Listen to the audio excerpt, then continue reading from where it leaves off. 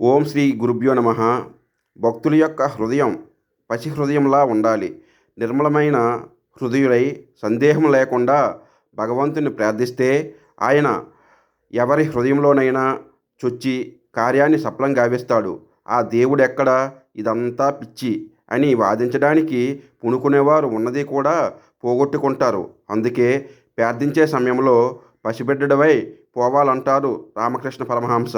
Jesus కూడా అంతే.